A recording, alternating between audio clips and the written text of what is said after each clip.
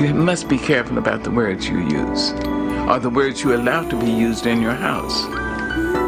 Words are things. You must be careful. Careful about calling people out of their names, using racial pejoratives and sexual pejoratives and all that ignorance. Don't do that. It's time to talk about it. Pull up a chair and take a seat. We're serving up recipes for life. With Hampton University's Dr. Richard Mason and Dr. Tamara Williams. Welcome to the Sunday Brunch. This is Dr. Tamara Williams. And this is Dr. Richard Mason. And welcome back to another edition of Sunday Brunch with the Good Doctors. The Good Goods. How are we doing? I'm well. How are you? Listen, first of all, this daylight savings time. You understand. It didn't save me nothing. You feeling it? I'm struggling. Yeah. I'll be totally honest with you. You know, just in terms of nightfall coming faster, I feel like I should be in the bed at a certain time. Amen. Yeah. And at 5 o'clock, it feels like 9 o'clock sometimes. Yes. Yeah. And I look at it, I don't know if it's because it's dark outside and you just associate falling asleep with it being dark. What it it's is. Happening so fast. And I'm thinking, that's wow. why people struggle with seasonal dysfunctional disorder because of the changes in the time frame.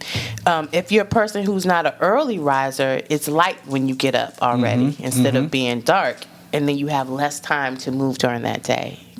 Well, see, I'm not a morning person. And see, I'm not a morning person, but I'm an early riser. I get a lot accomplished in the morning before other people start moving. Unless somebody fries some bacon in the morning, I don't get up. I'll be totally honest. Listen, that happens. That we are bacon fans here at this table, so that does happen in the morning. And I get up early enough in the morning where I don't even have to share my bacon because nobody else is moving yet. And so I'm eating my bacon and getting my work done, and then I welcome everybody else. You can cook anything you want to cook in that house, but if I smell bacon, if you cooking bacon, if you walk in the house with some bacon, trust me, there's going to be a problem. All right. You better get up and have some then. But all jokes aside, this is that time of year, and a lot of us are running out of steam. Yes. We talked about it our last show. Yes. That this is that time of year. But I want to make sure that we talk about, again, this show, always making sure that we're speaking for those whose voices may not be able to be heard, or they may be too small, they may not have learned to use their voices yet, or maybe people are just straight up ignoring them. Exactly. So I'm excited that we get to have a conversation today that we've not had before. All right. It's hard to believe that we haven't talked about them because you like to talk. You talk about everything. When I say nothing's off the table, because I feel like, like I said our last show, that mental health does not discriminate. No. And having issues, dealing with your families, having issues, dealing with other people, it doesn't discriminate. And it's so many people, and I don't like when people try to compare traumas. Right. Or try to one-up traumas like, my situation is worse than this, or imagine that. I don't really feel like one is necessarily worse than the other. I feel like when you're going through, all you care about is the fact is that you're going through. Right.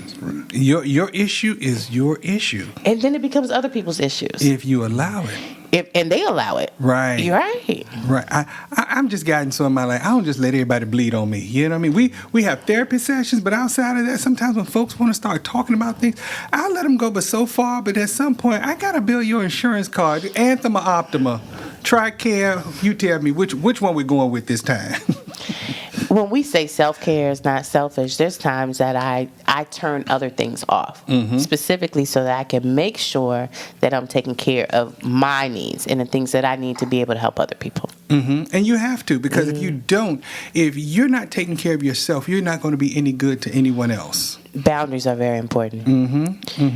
But I'm also excited about this conversation that we're going to have today, because I think a lot of us who are in the media, or who are out there in the public, we have to live our life a certain way because we're always conscious. You and I have conversations all the time about we're always conscious about people watching us. And then we're also noting that when we don't think we're being watched, that people are always coming up and say, I saw you here, or I noticed you're doing, I'm listening to you as you're having this type of conversation. You never know how you're going to be influence other people. So I wanted us to take the time today to have a conversation that a lot of people refuse to have at their tables.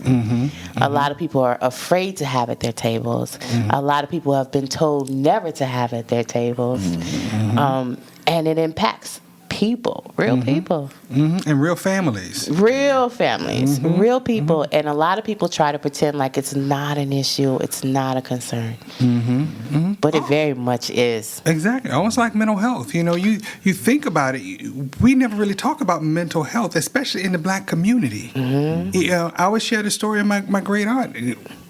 For years, she would always take nerve pills, and we didn't know what that meant. But later on, I found out that she had anxiety. And I'm thinking, oh my God, she's been dealing with anxiety all of these years. Yeah, but we never talked about it as anxiety. We've never talked about depression. And it doesn't go away because you refuse to have a conversation. Exactly. I mean, let's be for real. You can put your head in the sand if you want to, but guess what? When you lift your head out of that sand, the same thing is going to be right there. And your butt's been exposed. Exactly. Literally. Because you was not paying attention. Exactly. Well, I'm going to head to the buffet while you go ahead and get us started on that conversation, introduce our guests and all. You already know. All you right. already know what to bring back. I got you covered. I'm telling you, it's like systematic. I'm happy. It doesn't take much to make me happy. Some good bread, butter, bacon. Exactly.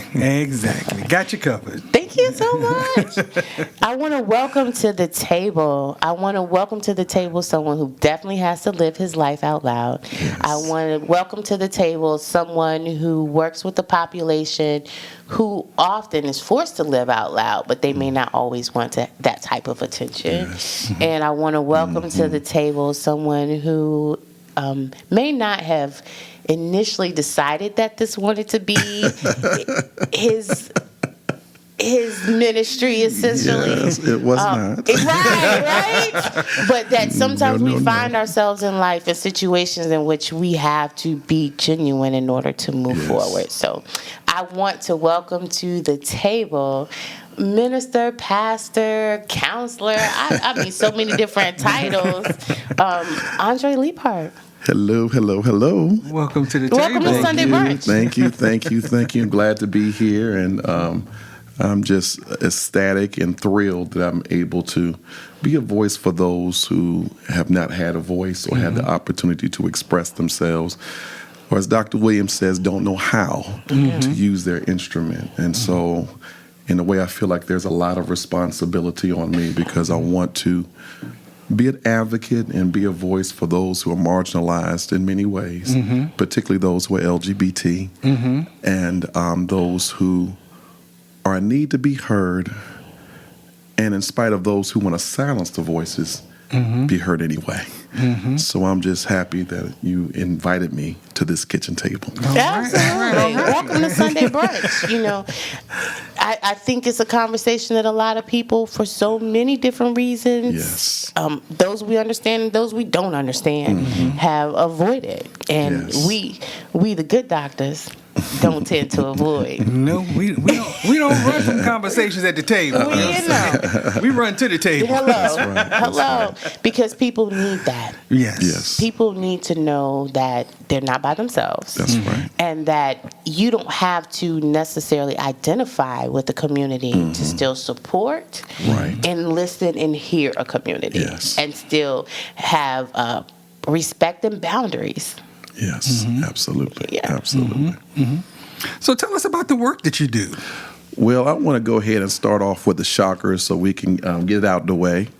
I am a pastor of a non-denominational church, and I'm also gay, or some people say bisexual. I've experienced both, but I identify as gay just because That's what I your truth? identify as. Amen. Okay. Okay. So let me get that disclaimer out the way. Mm-hmm. I am both, and for me, there's no conflict. So yes, I am a pastor, and I will say for much of my life, I've struggled with that part of myself, my sexuality. And I was raised in the church. I know many of us were, Black community. We were raised in the church. And in the church, we're always taught that you should do what? Ask no questions. You just accept what our interpretation or the church interpretation of what the good book says, and you don't ask questions. But you know what I've learned is just because you're not allowed to ask the questions doesn't mean the questions stop existing. It doesn't mean that the questions go away. And so I came from a very praying family. My mother is a minister. You're a PK. I'm a PK. We have had 2 PKs on the show back to back. yes, Lord yes. have mercy. My mother's a praying woman because she one of those. Ooh. She one of those grab the oil and cast out the demons. All right. Jesus be a Yes. Be in a store and go out into a praise break if Oh, wow. if she Okay. thinks about the goodness of Jesus. It makes her want to dance right now. Yes. Amen. So I came from the family like that. Okay. And in that particular, in a family like that, we're just not allowed to ask questions about sexuality. And You're not even supposed to have sex before marriage. there you go. Sometimes I wonder, do they have sex anyway? That's another discussion. That's another discussion. But we're just not allowed to ask certain questions of faith. What we do is we're just supposed to pray about it and pray that God change us and deliver us. But as I got older, what I've realized is that the church has taught us to be wonderful liars. And the problem is that we've sacredized lies. And we encourage people not to live out their authentic truths. And what I do believe is I believe that we are all fearfully, as the scripture says, and wonderfully made just as we are. Not how, as society wants us to be. And so I came to a point in my 40s. And that's not a popular opinion in your household. No, it's not. Okay. It's not. Even within my family now, in both sides, my mother's side, my father's side, I'm sure there's a lot of disagreement. But at some point, you have to be courageous enough to ask yourself the question, what does it profit a man to gain the whole world and the acceptance of others, but lose his what? Lose his only soul. And so what I have decided was I have decided to choose my truth. I've decided to live out loud with my truth. And because of that, we've created a space where other people can live their truth. Becoming a pastor of an affirming church, I really wanted to create the space that I needed. A space where, number one, that people can ask questions.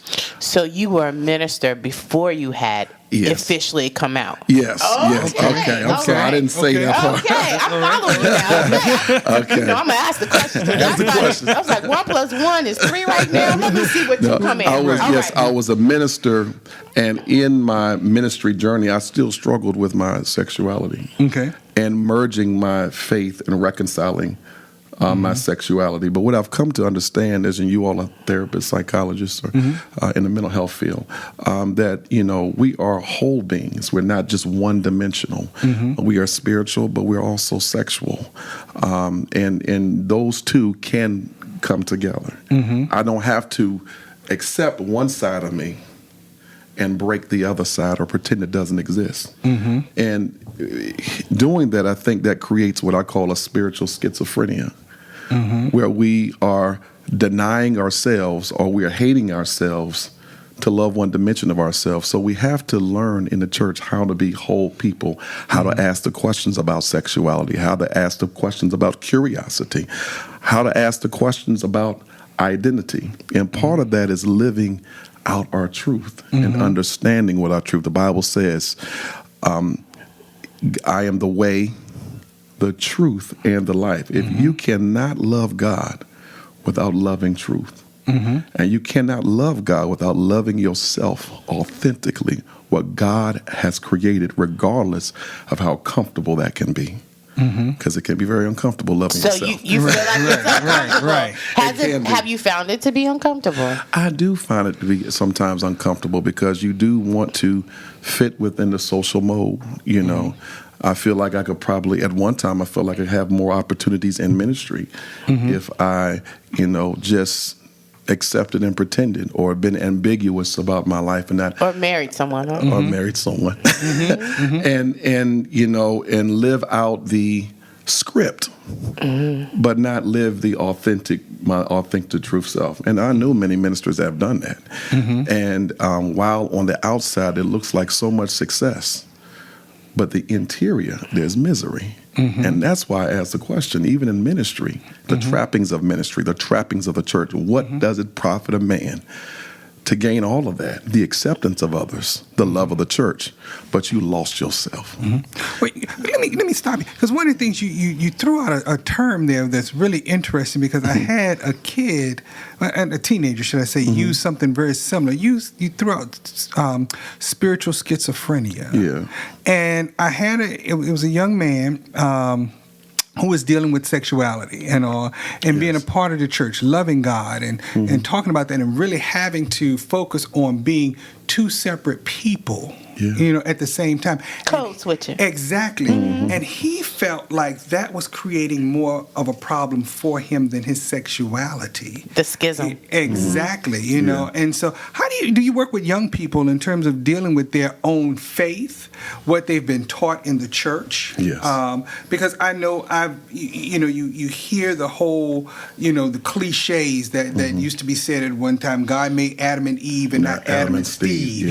How do you work with young people? Because when you look at the data, you look at the statistics, you're seeing that more and more young people that are dealing with their issues with sexuality are committing suicide. They're suicidal. Yes, they are, and that's the problem. And this is where the church has taken a hard line, and the church has either been silent. And part of the problem is we often look at Scripture from an Eastern text with a Western lens. And there's dangers. If we go back to the Old Testament, we talk about it says that men should not lie with men as you lie with women, but also talks about mixing fabrics. It talks about shellfish. We've resolved all that, but in the midst of all, we found that one thing that we want to focus on. And, that one thing that you want to focus on is what's marginalizing and keeping people from God. It's interesting. It's not the world. It's the church that's keeping them from God. It's the church that is gatekeeping. And so you ask the question, what do we do with children or what is my work with children who experience these kinds of questions about their identity? First of all, we just create a safe space where they can ask them. It's not hard. Even, in a heterosexual family, there are those. I feel like I made a new term. That's most of society. But even within a family where there's a mother and a father, you can create a safe space where they can ask the question, because love does what? It conquers all. If you come and if you love even the question, even if you don't understand, allow them to ask the questions and allow them to and love them through it, whatever the questions are. Yes, give them therapy. And in my church, that's what we do. I'm not saying even within the LGBT letters that there's a lot that I don't understand, and particularly when it comes to trans reality, there's a lot that I'm learning that I don't know. I've never had the experience of what it feels like to be a man trapped in a woman's body, or the vice versa. That's perhaps I can imagine, but it's not my reality. But what I can do is love you through it. I can do that. And if you have questions, I can take you to someone who can help you, but I also can be an empathetic voice and walk with you through the valleys of the shadow of death. As you have no fear, no evil, because God and me, we're going to walk this thing together. And so when you have that idea that regardless of where they're struggling with their sexuality or how they're struggling, just your presence of being there and being supportive, that's most of the healing that they need. That's just my experience. And so working with some of the parents, because I know sometimes this is the thing, parents have brought kids in and basically like, Doc, she likes girls. What can you do about it? Exactly. As if I have a magic wand or a potion I can sprinkle on them. It's like that's not what we do in therapy. Yes. We work on communication so that she can kind of express, these are the things that I'm dealing with, so that as a parent you understand whether you're going to share your values, your morals, or whatever, but you're going to create this level of communication. Right. That's what we do in therapy. We just don't come in and say, okay, the Bible says this, and this, because we don't put our morals. We don't come from there. that biblical Right. standpoint. Yeah. And that's why I wanted us to have this conversation so that we could show other people in the community how to have a similar conversation at their table. You don't necessarily agree. You don't know if everybody at the table agrees or disagrees. Right. That's not even what's really important. Right. The part is, most of the time, we don't always agree with ourselves or other people, but we can still respect one another. We can still sit and have a conversation. You can still learn a few things because we don't know it all. Absolutely. And so that's why I started Art Church. It was in an effort to create the space that I myself needed. Because me as a gay or bisexual man in ministry that's living out loud, there is no space for me in the church. There's no space. There's nowhere I can go. Did you get shunned once you? Well, not only shunned, there's an altar for you. You don't need to be in the pulpit. You need to be down. We need to pray the Spirit off of you. So now I've come to the church for rescue, and then the church now becomes a slave ship because you've shackled me and you've demonized my humanity. To escape my humanity so I can reach for my divinity. No, they both exist in this body, and I'm holy and gay. And I can be both. And that's what the space that I want to create. But it's not just a space for gay people. Of course, the majority, Art Church is growing evenly now. We don't have a majority gay membership.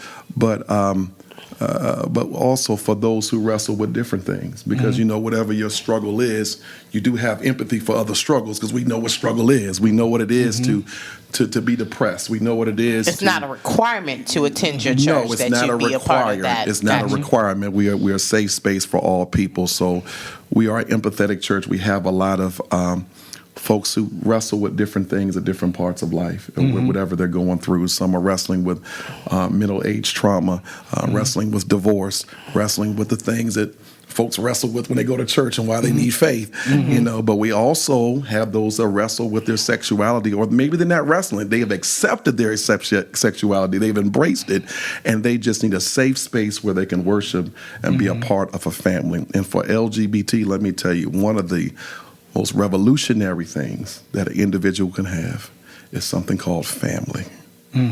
It means so much because when they come to our safe space, they've been put out of their what? Family. When they go to church to worship, and some are more obviously LGBT than others, it just shows. There are sermons against you. I've come to you for help and support, and you came to me with a slave whip. You're going to beat me. And so everywhere they go, they're being beat. And so when they come to Art Church, they're not used to having family. What does ART stand for? Anointed, I'm sorry, it is an acronym, yes. It stands for Anointed Restoration and Truth Church. And we're off of 47 West Queens Way, not too far from this building, Hampton, Virginia, and we have service at 2 p.m. every Sunday. Okay. Yes. So we become family for a lot of those who have not been embraced by their own. And it's an honor. It's an honor to be surrogate dad, surrogate brother, and also to demonstrate and to model what family could look like. My assistant pastor, Minister Myra Smith-Jones, she's also a wonderful singer in the community. Believe it or not, she was already licensed minister. But because she was married to a woman, she could not practice in ministry anywhere in the church. As a matter of fact, a few churches got together and I said, they delivered this big decree. Don't invite her to speak anywhere because she's married to a woman. And so she's been marginalized and isolated. And now at Art Church, she's also my executive pastor. She's my assistant, and we ordained her. So we give voice to those who are marginalized, those who do not have voice, and those who, just need a safe space. They're looking for a family. They're looking for a family. Absolutely. Family's not defined by blood. Come on, hey. It's never been defined by blood. Yes. And like I said, people don't have to agree to still allow people to exist in peace. Yeah, that's absolutely. You don't have to berate people. You don't have to demonize people. That's right. If you don't agree. I don't like everybody I work with. Do you like everybody you work with, bro? I'm going to keep quiet. You don't plead the fifth. She starting stuff. That's all I'm saying. But I always want to be starting something, not to be starting something. I like to say what other people don't want to say. Sometimes people think it's a requirement. They think it's a requirement to always agree or always like or always participate. I don't know that we're called to do that. No, I think it's a calling to be respectful. Yeah. You know what I'm saying? And we can disagree and not be disagreeable. That part. And disrespectful. That part. That's the piece for me. I'm okay with you not agreeing with my position. Right. But I'm not okay when you choose that your disagreement comes at me disrespectfully. Right. That's my biggest thing, because I don't disrespect others. Right. I treat others with respect, and that's what I require. And I choose not to interact with you if you choose to be, because I can't change you. Right. But I can only deal with how I choose to interact with you. And if you're disrespectful to me, then my mindset is I don't need to be bothered with you. Right. And it's also a calling to love. And if you really reach down deep and look at that word love, I don't have to agree with everything you believe to love you and support you and to nurture you and wish the best for you. Sometimes, look, to even love, I ain't even gotta like you. Please know there is a difference. I love plenty of people I don't like. But it's a calling. It's a calling to love, to be a part of a church, and I'm not speaking in negative terms about churches that have strong feelings against LGBT, but it is a major concern when anyone can come into the church and feel like they've been beat in the church and in the world. Because the question is, what's the difference? They hate me on both sides. Well, that's one of the things that I say happens anyway. And I've had this conversation before, just in terms of with people who are finding Christ for the first time, because we talk about Christ in terms of we find him and he's a way maker, he's a miracle worker. But I come because, of course, I'm going through some things. My bills are due and I just can't get this, get myself on my feet. I'm going to pray to God. Okay, I keep coming to church, I keep praying, but guess what? Those bills are still coming at me fast. We don't do a good job of helping people to truly understand what it means in terms of being Christ-like and following Christ. And that's why I think we do a disservice, because we sell Christ like it's a medication. A magician. You know what I'm saying? Sugar daddy. Yeah, exactly. You walk down that aisle, you turn your life over to him. Your sugar daddy. All things are going to change, and it's a process. You know what I mean? And it's changing and how a lifestyle you live. change. Exactly. It's a way of life. You know what I mean? And it's about changing your mindset. It's not that those bills won't come. It's how you manage those bills and how you deal with those bills when they show up. When challenges come. No one said that you're not going to face challenges or problems, but it's what you deal with, how you deal with them when they show up. And it's a personal relationship. That is. That's correct. A lot of people try to jump in the relationship that you have with Christ, but they haven't even been invited. You know what I'm saying? It's a very personal relationship. No one has a heaven or a hell to put anybody in or out of. They don't own it. And so I think a lot of times people are so accustomed to the way things have been, and they feel like it has to be a certain way, that they are not even aware of that's not even up to them. It's not. And we have so many things to be concerned about in life, for real, than to be concerned about how somebody else decides they want to live their specific life. It got nothing to do with me. And really, it's also a growing process. As you begin to love God more, you've got to love your authentic self. And really, it's universal. You got to learn how to authentically love your beautiful black melanated self. Which is not a problem. Hey, come on, swing that hair. Go ahead. Not a problem. You have But I to had to learn grow love to that. your, Yeah, you have to grow to that. Your white self, your skinny self, your fat self, Whatever you are. whatever it Your is. bacon loving self. Amen. I have come to love her and expect her to show up Yes, and eat it. some bacon. That's right. It. And so that's what God, because the Bible says, love the Lord thy God with all thy heart, but love your neighbor as yourself, as you love yourself. I can't love you if I don't love me. Because all I have to give you is dysfunction, baby. I'm gonna treat you how I treat myself. But people don't realize that. You know, sometimes when you look at people and you wonder, why are you so mean? Because it's not easy to be nice all the time. Yes, true. Right. People don't want to do that work. Exactly. Exactly. Yeah. Now, I want to ask a question just in terms of dealing with the young people. Sure. Because I think right now we're in a time where sexuality, sex conversations, and things of that nature are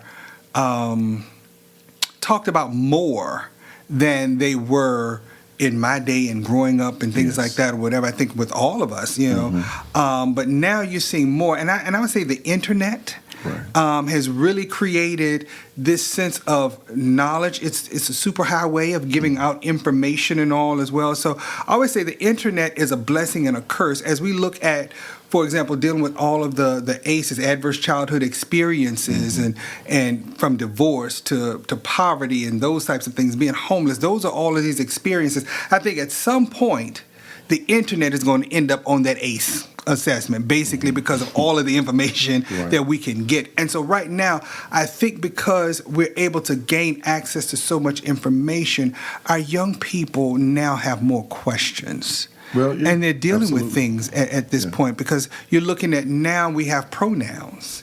Right. You know, he, him, his, you know. She, her. All that. Yeah. Right, exactly. So now we're dealing with this kind of stuff, right, wrong, or indifferent. How does that affect you with the church now that you have more people? You know, do you see more young people coming into the church because they feel accepted or free to worship in terms of who they are? You know? Well, I will say this. We do. I will say young people are more open to coming. Those who are a little bit older, we've had folks who are the baby boomers to come in, and they love the worship. I mean, because when you come to our church, you forget, you know, that we at church, everybody. You see what he's doing? The music is popping. He's trying to tell We us at the music Shout is Church. popping. Okay. We holler, we scream, we speak in tongues, we follow all of that. You forget, okay? Where you came from. You know? Right. You forget that. You throwing that it's, oil on people and all that stuff too? Like your mama did? Yes, we did. Okay. Yes, we did. Like Yes, your we mama did. did. All right. So we have a great time in the Lord, and we really worship. And in that moment, you forget that this is a church that is for all people, open for all people. And that's what we want you to do, because the focus becomes on Christ. But there are some who have come to church, baby boomers who they're fine until they see two people of the same sex married or holding hands or giving a kiss, and then there's a question, and they may come back the next Sunday and they may not come again. And it's fine. They were polite. They were respectful. They don't, believe how we believe, and that's Because fine. it's not in your title, Art Church. It doesn't say all of that. So when they're coming to see your service, they don't necessarily automatically know. And sometimes they do know. Okay. And they agree in theory until they see it. Okay. They agree in something. But I would say young people. Okay. Now that's agree. a word. In theory, they agree. And some people support things until they see the true reflection of what it appears. Right. I'm gonna eat all the bacon I can till I see you butcher that hog up. You know what I'm saying? Is this where this I comes like from? chicken, but I don't like it uncooked. You feel me? Yeah. So essentially, that's what it's like. They thought that they were in support, or they thought they were okay until they. And that's fine too. But I would say that the young people, millennials, even Generation Xers, I'll put us in that young category. I'm blaming it. In our 40s, it's okay. But it's not been an issue. That has not been that much of an issue. They have been open and abrasive. We have straight people come in. We have straight families. It's not been that much. It's not been an issue. And so our church is just unique. I love our church. One of the things, because we're just so non-judgmental, so accepting. Of course, we have some growing pains, because when people who are hurting, guess what else they bring? They bring their hurting selves, and they bring their trauma. Hurt people hurt people. Yeah, and we've had situations where those that trauma kind of wore in the church, and pastor had to handle it. I'll just leave it like that. I almost want to ask how the pastor handle it. What you do? Handle it. Play that, the gossip and all of the hell to the no. All right. So we've had some things where people, brought their trauma to the church, and we had to handle that and wrestle with that and go through that. And some came, and some stayed, and some did not decide to come back, and that's fine. But still, we're still a safe space. We don't let people's trauma prevent us from being a safe space. We have boundaries for ourselves. We've done a lot of things as a small congregation. Since 2022, we have given $2,000 of scholarships. We're only 20 members. Oh, that is a small congregation. Yeah, we've with two of our children are at Norfolk State University. This will be their first semester there, their first year. We have gifted pastor, I would say I've gifted 3 cars to folks who did not have transportation. You may have a lot more people at your door. You get a car. Well, it wasn't the cars in perfect condition, y'all. So, I didn't say it was a brand new car. But it was able to give them a leg up from homelessness into a more stable situation. Absolutely. We have taken in families who were homeless, and it was mother and kids, LGBT issue, just mother and kids. So, like I said, our church, Anointed Restoration and Truth Church, has a big heart, and part of that comes from being a person. Well, majority of us from the LGBT community, we just know what it feels to be left out, to be voiceless, so we empathize with other people and their issues and their traumas, and we're just a giving people. I want to talk a little bit about the work that you're doing legislatively. I want to make sure that we leave a little time for that. A lot of times people talk about wanting to make changes, but a lot of people don't want to put in the necessary work to make those changes. And it's easy to talk about it, but it's the laws that really make a difference. So Absolutely. Share with us a little bit about who you work with in that regard and the type of work that you do. I'm a Justice Council member for the Elizabeth Taylor AIDS Foundation. And what we do is we do HIV decriminalization around the country. Well, we do the work of that. We advocate for it, and we support legislation around the country to decriminalize HIV laws that are not in keeping with science. There are states, or there have been states, that will criminalize an individual for spitting. Now we know, in Really? Today, yeah. For HIV, for a person who, I think it's Louisiana, I can't say what state, because somebody on this out there don't know. They're going to come for me. But there are certain states that have in the past that if you spit on somebody, if you're HIV positive, then you can be criminalized. Well, that kind of gets hard. What if you're fighting? Or what if you're talking, it becomes... So that goes from assault to attempted murder. Is that what you're trying to say? No, what I'm saying to you, it goes from assault to an HIV-specific crime. Okay. That where you can be penalized and put in jail for 10 to 20 to 30 years, or however long, that's whatever that state legislature says. But these laws were built in the 1990s when we didn't know a lot about HIV. And it was created mostly out of fear. The problem that we're having is, as we have more knowledge of HIV, as science has improved with HIV, the laws, the criminal codes did not keep up, and so you're still having people who did not infect anybody, who are going to jail for an extremely long time, 10, 15, 20 years, who may have had sex even with a condom. Did not infect anyone, and they're being criminalized for HIV-specific crimes. and it's just unjust. In the state of Virginia, I was one of the advocates for decriminalization for the HIV-specific crime. We had two statutes, were two parts of the statute. There was a misdemeanor and there was a felony component. The felony component says that you actually transmitted HIV to someone who was not positive. Well, that's the only way to transmit it. But the misdemeanor component said that, you've exposed them. Okay. So the issue is that the word exposure could mean anything. And a person can be undetectable, meaning they're taking their medications every day.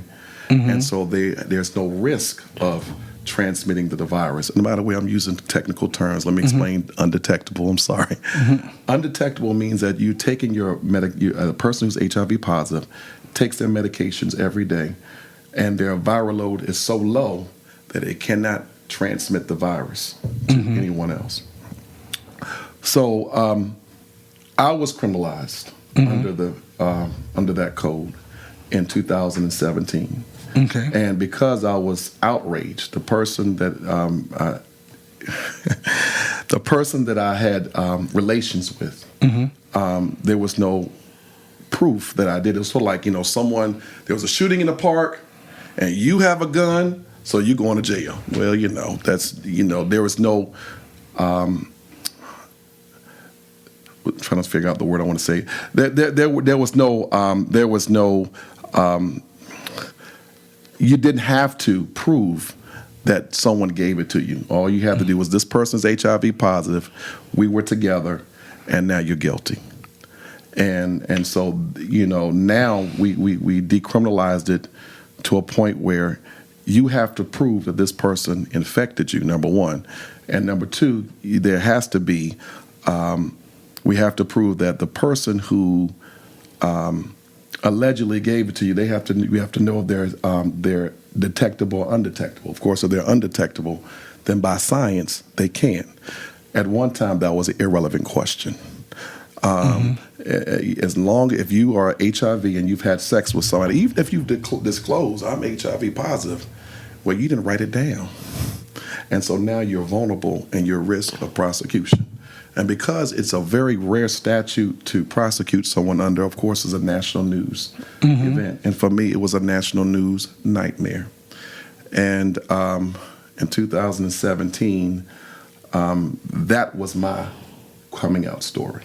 Okay, I want to make sure that I'm clear, because you have just shared a whole lot. Right. The media. How you came out to society as to being a gay minister and pastor. It came out when you were criminalized. Yes. So no one it wasn't something that you were open about. I mean, so few people knew. But that was, it kind of forced you essentially to, okay. And so I had to, in that moment. She said, okay. But in that moment, for me, I had to wrestle with so much in that moment. Had to wrestle with that. Had to wrestle with the news media. I was on house arrest in my mother's house, and she's not in the best of health. So I can't really experience the full range of what I'm experiencing, because I have to be somewhat mindful. And did your mama know?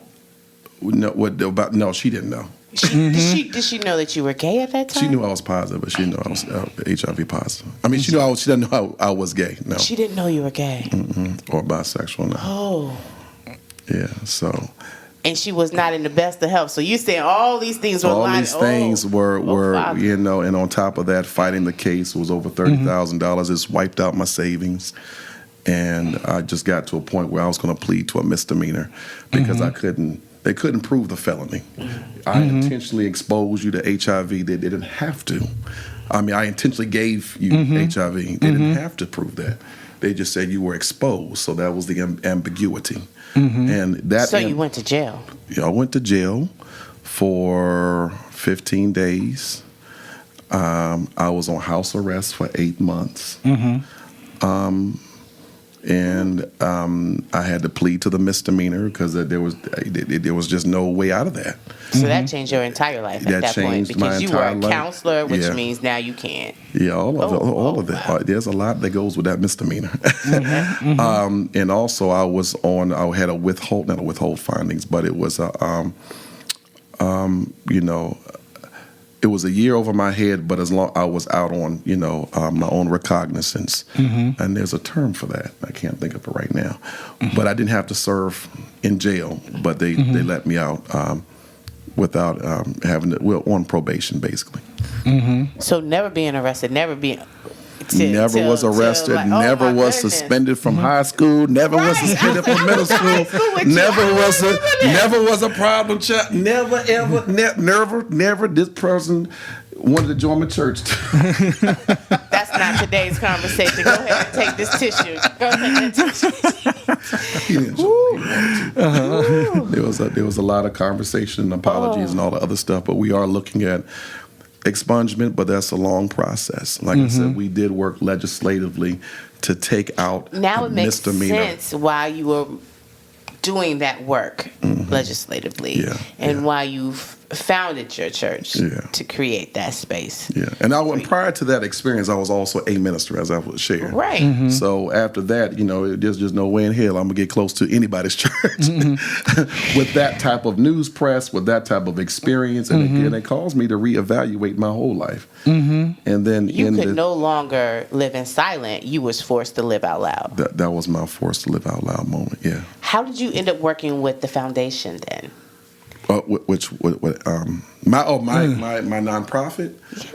Yeah, you were talking about Elizabeth working Taylor? with right. Elizabeth Taylor AIDS Foundation. Yes. Elizabeth Taylor AIDS Foundation. They are very, very.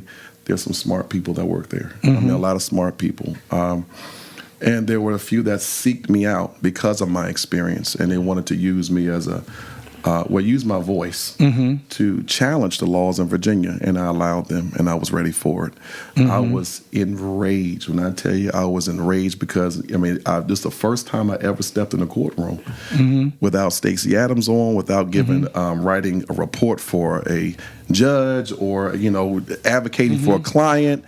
I'm going there in an orange suit, and I don't even like orange. And I have an attorney to speak for me when I'm used to speaking for myself. I can do that very well, and it was I was just livid, but it was an anger that was so quiet because I felt like everything in my life was snatched in one moment, and it took me at least 5 or 6 months to even comprehend what had happened.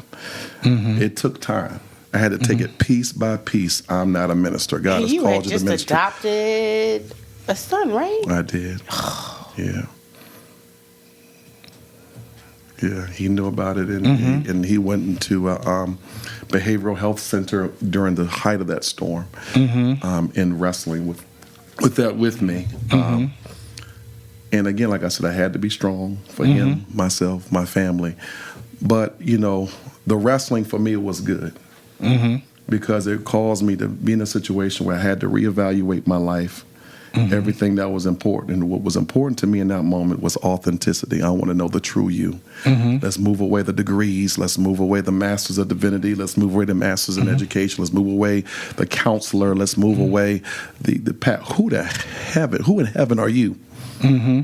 And then I began to put, yes, God has still called you to ministry. Let me bring that piece of me back. Yes, you're still a good father. Let me pull that piece. I had to really deep compartmentalize myself, pull it all the way apart for me, just so that I can piece myself back together again, so that I wouldn't believe myself what they said in the media. You had what to they talk said to yourself and tell yourself differently than what you were hearing. Yes. Yes. Well, that's what I hear also from young know folks me in too. a different way from what I historically have been, because, like I said, Because I you was now living present yourself totally differently. Yes, because I was living in a mindset and a mind frame that there are certain feelings that you're not supposed to have. So, all of the hiding just went away. I have no reason to put that sheet back over. It's just irrelevant. It's nonsense to try. It got snatched right off of your head. If you wanted to put it back on, there was no putting that back exactly. on. Yeah. So I began to live authentically, but living authentically was the hard part because I had to figure out for me, what does that mean to live authentically and live like this? When the day after I signed the plea agreement, the day after I signed a plea agreement, I said, I'm going to try something different. It was real easy. I mean, I had to take baby steps, y'all, because going into public was real hard because people was fresh.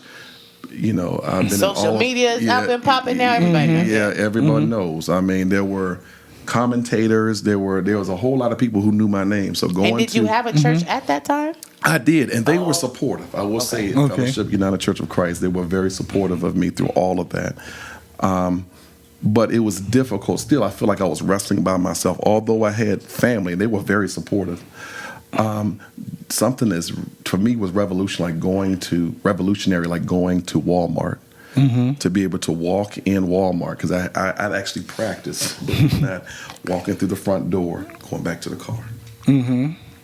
You had to do the therapy steps that you teach other people. Yes, I had to do that. Yeah, systematic decentralization. Yes, I mean, because I had so much anxiety around people, and I felt like, well, maybe I need to re-diagnose myself as schizophrenic because I felt like everywhere I go, everybody was looking at me, and some of them were. And so I just had to, in that moment, begin to know and learn myself. And through that knowing and relearning, then I became an advocate for others. I became an advocate for HIV decriminalization. I'm not saying if someone did something like give somebody HIV for some horrible reason or intentionally, then they should be held accountable. But I think that the laws ought to be fair, as all laws should. And the law should keep up with science. And that's one of the things that I was advocating for the most. But in advocating for that, I've also were able to advocate for changes in law around the country. And so that's kind of my story. My story of advocacy, of creating a space for LGBT people, creating a space for the church, advocating for changing laws in the state of Virginia and also around the nation. It started, honestly, with me. It started with my experience because I honestly, for the first time in my life, I felt like I was without a voice. I'd never been into a courtroom in handcuffs. Ooh, I don't even want to imagine. And everybody I knew, because I wasn't aware of the media storm. I was in lockup. I wasn't aware. So people came to the court that I never knew. I mean, the courtroom was crowded. During my bond hearing. Wow. And this was 2017? 2017. Ooh, wow. Yeah. You trying to think, where were you at that moment? I know where it was 6 years ago. I saw it on the media, and I was like, Father God, I don't recall that. I do remember. And, social media is really unforgiving for people. That, they don't really consider what you're going through. They don't wait to figure out what is happening. They post it in real time. And so, I can imagine that your mother, you said being a minister and all these different things, and you had not even expressed a lot of these things to them. It was a lot to unpack. I mean, it was layers of an onion. All the things that I was wrestling with. But like I said, in a way, I'm grateful. And I will be honest with you, it still hurts. Now, I ain't gonna lie. It hurts. But all of that hurt has produced something so awesome for other people. Through that hurt, I was able to change laws in Virginia. Through that hurt, we have a safe space for kids and adults who don't have a safe space. Through that hurt, we're changing laws throughout the country. And also, even with the advocacy with the Elizabeth Taylor AIDS Foundation, I've been asked to advocate for people for different reasons. There's a case, Ronald Davis. He was criminalized. He was like 80 years in prison. He was, for doing some minor. It was minor offenses as a minor. He was like, taking. Stealing from convenience stores. And what the law did back in the 90s, it was like lock them up laws. It was the mood of the nation at the time. And so long story short, he went to several convenience stores and stole things, but he got 80 years in prison. I was asked to be one of the main advocates, because of what I do at Elizabeth Taylor AIDS Foundation, to advocate and to speak on his behalf, to stage rallies. And I gotta say, he had 80 years. But this young man, because he already served 20 of that 80, this young man will be out in December. That's what's up. That's what's up. So had I not had those experiences, I wouldn't be doing what I'm doing. So while I'm grateful, it's bittersweet because I'm still wrestling with it. But I'm happy that my life can be used as an opportunity to help so many people. Well, if people want to hear you speak, they can come to your church, but you're also going to be the speaker for the Hampton Alumni Chapter of Delta Sigma Theta on their World AIDS Day. Absolutely. December 1st. So we definitely want to encourage the good people to come out to the Peninsula Town Center and do that walk with you from 6 to 8. Amen. Yeah. All right. Well, this is tough. I mean, I'm just floored. You know, ain't too many times look, food in my mouth, I can't talk. But hope that was okay. Yeah. This has really been eye-opening and enlightening. And I do want to thank you for your transparency and being candid, because this is certainly a conversation that, like I said, I know people need to hear. And there's some young people dealing with some challenges as it relates to sexuality and things of that nature. So thank you for your advocacy and being able to share with us. And like I said, and be transparent. We take nothing for granted when people come and talk to us on this show. So thank you. Appreciate you. All right. Absolutely. And we'll probably have to have you back. That's a lot popping on and a little bit of conversation, you know. And so we definitely thank you for that time. And for those who share that story, we just want to make sure that, you know, there's a table for everybody. Yes. And so we're glad to have you at the Sunday Brunch table. Thank you so much. So I am Dr. Richard Mason. I am Dr. Tamara Williams. Thank you for joining us right here at the table on Sunday Brunch at WHOV Smooth 88.1 FM. The essence of HU. Keep your form. Someday we'll be able to measure the power of words. I think they are things. I think they get on the walls. They get in your wallpaper. They get in your rugs, in your upholstery, in your clothes, and finally into you. Thank you for joining us at the table. Tune in next Sunday at 1 p.m. for more delicious topical recipes for life on the Sunday Brunch. On Smooth 88.1 WHOV.